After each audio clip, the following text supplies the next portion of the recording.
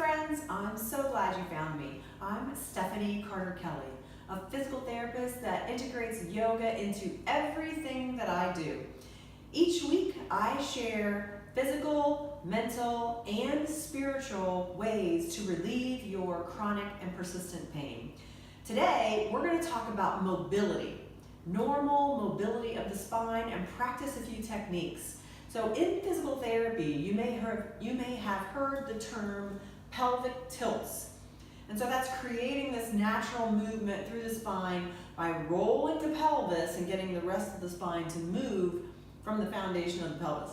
When I transitioned my physical therapy practice more into a yoga practice, I realized that what yogis call cat-cow is really about creating this pelvic tilt motion throughout the spine.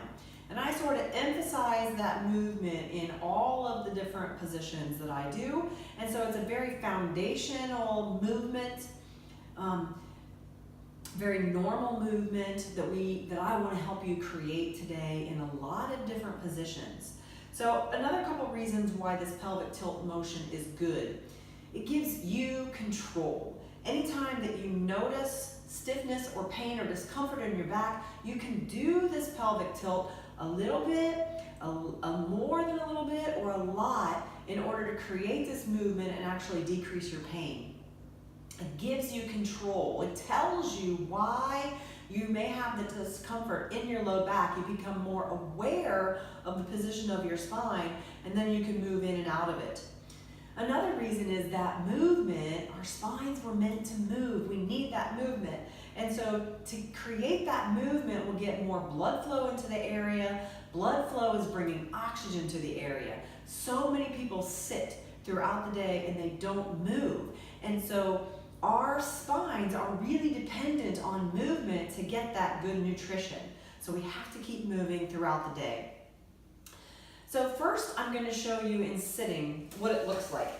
And so you want to move away from the chair. You can do this with me. Just find a comfortable chair to do it with. You want to move away from the back of the chair so that you have some room. And so the first thing is just to kind of allow yourself to slump. And that's usually an easy position to get to. But then when you realize you're in this slump position, to change your position, to roll on that pelvis and overcorrect and arch the spine. And so you can use it just for a one-time correction, or now we can create that movement, allowing your spine to round and to arch. Rounding and arching. You can incorporate your breath with this movement. For beginners, it's okay. I just need you to keep on breathing, because if we're bringing blood flow to the area, we want to make sure that it's oxygen rich. So keep breathing. But my cues for this in a class are to inhale and arch, exhale and round. Inhale and arch, exhale and round. Now you notice my shoulders stay right over top of my hip. It's not what I tend to see beginners doing is sort of this motion. People have lost this awareness, this movement coordination between the pelvis, the hips, and the back, and they're rocking. So I don't want you to do that. I want you to keep shoulders over the hips and arch and round. Inhale and arch, exhale and round. So you can incorporate this movement throughout the day at work. You know, anytime you answer the phone, allow yourself to do some pelvic tilts. Take a drink from a water bottle, do some pelvic tilts. Find a cue that works for you. But a really good cue is just feeling that stiffness or that discomfort in your back. You can also do it in the car.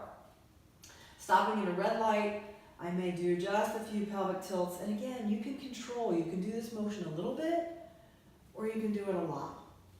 It's just creating that movement, getting that nutrition. Okay, next position, I'll meet you on the floor. So here on the floor, this is the traditional cat-cow position for yoga.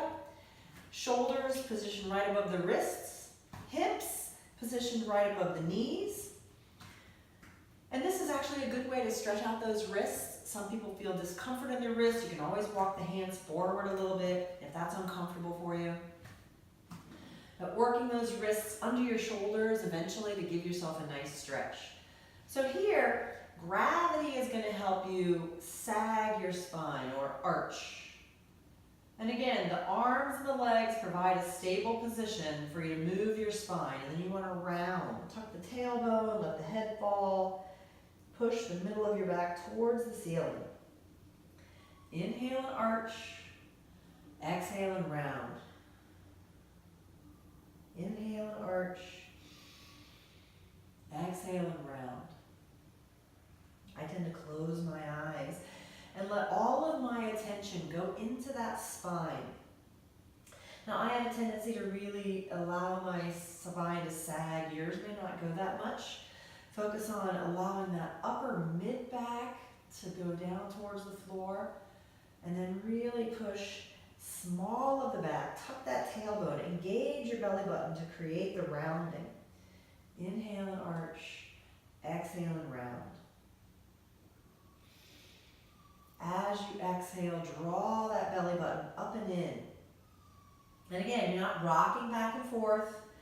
You're not bending the elbows. Elbows stay nice and straight. Inhale and arch. Exhale and round.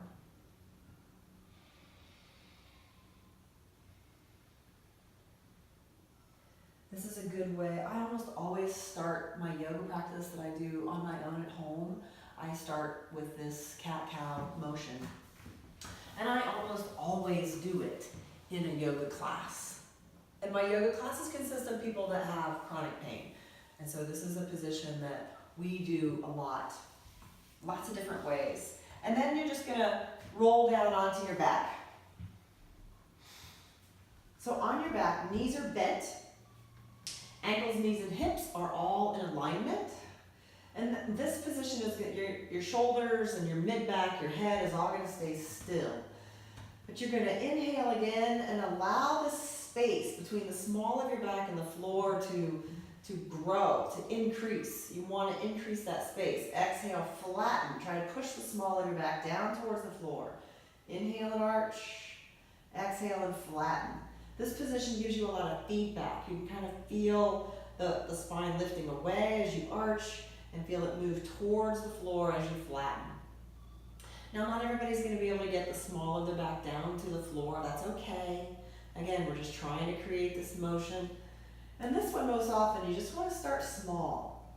I do this one sometimes first thing in the morning. Roll over onto my back, still in bed, bend the knees, and just start with a little bit of motion, depending on how still I have been throughout the night.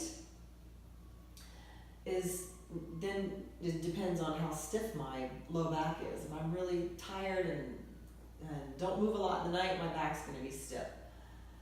So you can start small and then you can grow that motion, working towards, it's just a range of motion exercise for your spine, giving you that natural mobility and nutrition.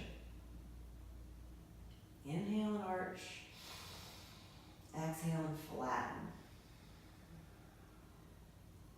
And you can just let the whole rest of the body relax. My head does a little bobble when I'm fully relaxed and not talking too much. Okay, now we're going to go all the way up to standing. I tend to roll over on my side, push up to a sitting position, and then step all the way up to standing. If you have that chair close to you, you can use the chair to help you get back up to standing. So in standing, feet are hip width distance apart.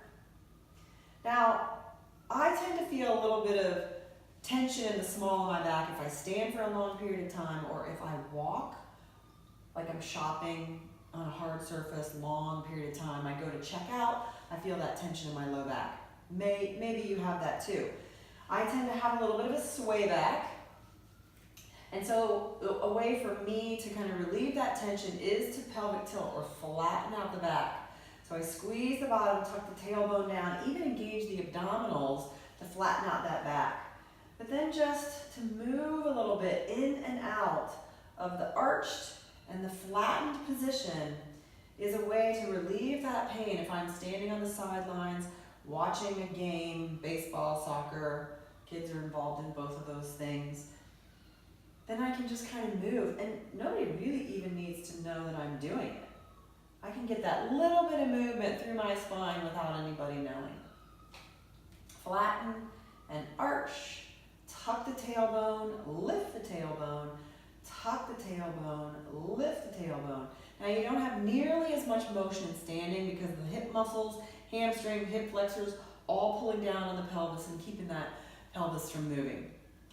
So 4 ways, sitting on all fours, on your back, knees bent, and in standing, all ways to create this motion through your spine to give your spine more nutrition. And playing with that position will give you some awareness of which position maybe increases your pain. It might be the position that you tend to stay in the most. Maybe it's that slump position while you're sitting. Maybe if you're like me, it's that really arched position while you're standing. Giving yourself all these ways to increase awareness of how your pain fluctuates. So if you learned something in this video, like it, share it with a friend. If you want to see more videos just like this, subscribe to this channel on the button below. You can also visit my webpage, www.stephaniecarterkelly.com. You'll see that link down in the notes, and I will see you next time for more tips and tricks about how to relieve your pain. Namaste.